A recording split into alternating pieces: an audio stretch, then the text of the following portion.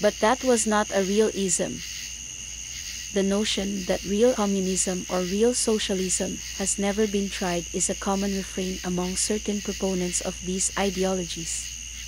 It stems from a belief that past attempts at implementing these systems failed not because of inherent flaws in the ideas themselves, but because they were corrupted or misapplied by imperfect leaders or external forces.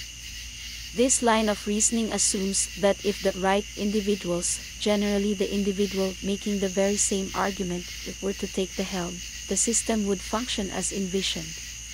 Such a belief, however, falls into a delusional pattern wherein individuals imagine that they, or those with similar ideals, would be immune to the temptations of power and would avoid the corrupting influences that have historically undermined efforts to create equitable and just societies under socialist or communist frameworks. The idea that a benevolent leader could or would perfectly enact these ideal scenarios is an aspiration that has been repeatedly disproven by historical evidence. Communism and socialism, both derivatives of the utopian ideas advanced by Charles Fourier and other social reformers, are based on the premise of classless societies in which wealth and resources are shared equitably. While appealing in theory, attempts to implement these systems at a national or state level have often resulted in authoritarian regimes that betray the egalitarian ideals they purportedly sought to uphold. How can there truly be a classless society if society by its very nature requires leadership and cohesion?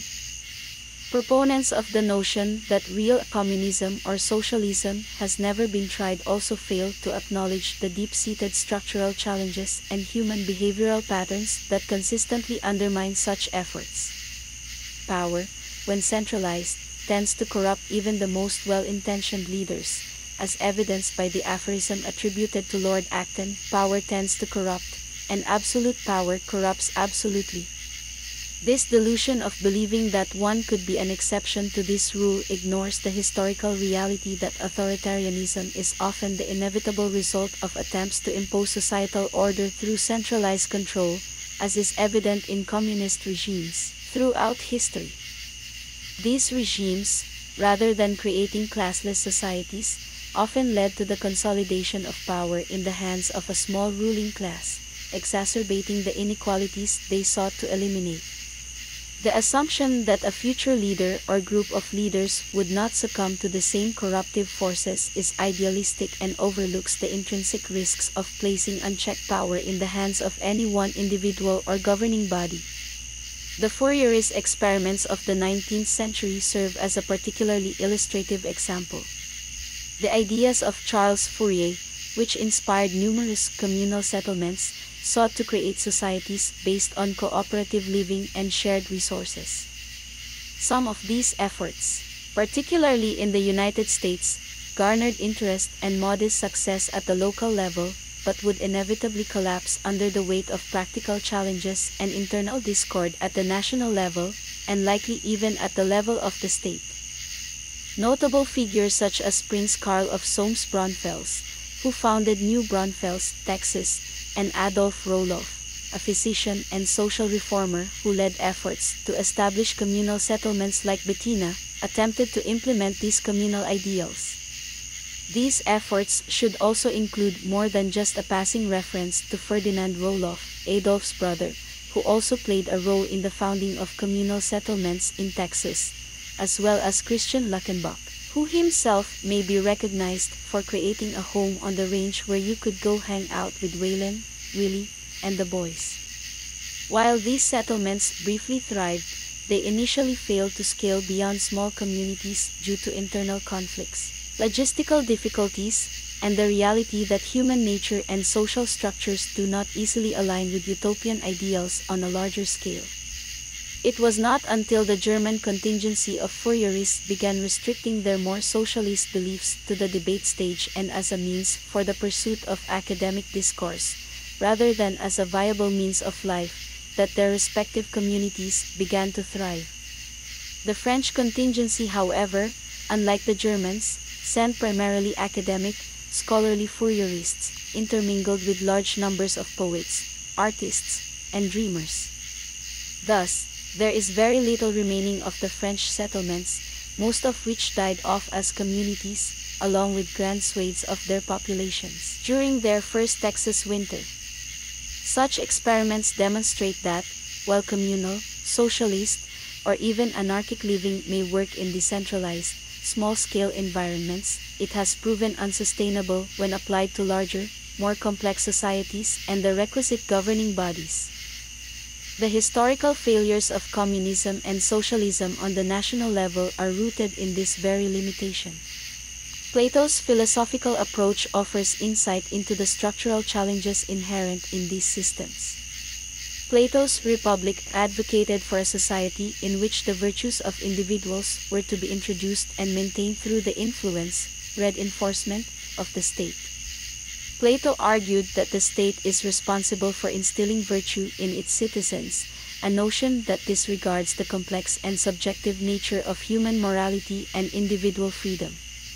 He further argued that the state must educate its people, restricting their growth within their respective societal class. Modern communism and socialism both require a ruling class, and thus, the very idea of a classless state becomes not only an oxymoron, but an utter and complete exercise in futility. This belief in the state and its inherent authority to shape virtue and to limit the mobility of the polite or the citizenry inherently supports a top-down, authoritarian approach to governance, leading to authoritarian or even dictatorial governing bodies rather than egalitarian societies. Such models inevitably create a ruling class that holds disproportionate power, as seen in various historical attempts to implement these ideas. It is crucial to note that the concept of benevolent dictatorship is deeply flawed, as history demonstrates that those who wield absolute power, no matter their initial intentions, often succumb to the temptations of control and self-interest. The collapse of so many socialist and communist regimes, both in theory and practice, reinforces the reality that power, when concentrated in a small group or individual, results in exploitation rather than equity. The utopian ideals of communal sharing and collective governance are thus only viable on small, decentralized scales where personal relationships, accountability, and shared goals align more naturally with human behaviors. It is also important to clarify that the term anarchism, which is often conflated with chaos in the modern vernacular, refers to a political philosophy advocating for the abolition of hierarchical systems and centralized government in favor of self-managed, stateless societies. This does not imply a descent into disorder, but rather a highly organized form of decentralized governance based on voluntary cooperation and mutual aid. Although anarchism shares some theoretical overlap with communism and socialism in terms of opposition to class hierarchies, it too struggles to function on a larger scale, as the necessary conditions for such systems often break down in the face of complex societal needs. The persistent belief that real communism or socialism has never been tried overlooks the fundamental impossibilities inherent in applying these systems on a larger scale. While communal, cooperative living arrangements may function in smaller, decentralized contexts, such as those attempted by Fourierists in Texas, these systems lack the capacity to sustain themselves when scaled to the level of nation-states. Ultimately, the pursuit of a benevolent, corruption-free leadership structure is an idealistic endeavor that ignores the lessons of history and the realities of human nature. As both theory and historical practice have demonstrated, these societal structures, if imposed at all, lead not to collective equality but to centralized power, authoritarianism, and dictatorships, without the benefit of any semblance of benevolence. Please like, share, subscribe, and comment below.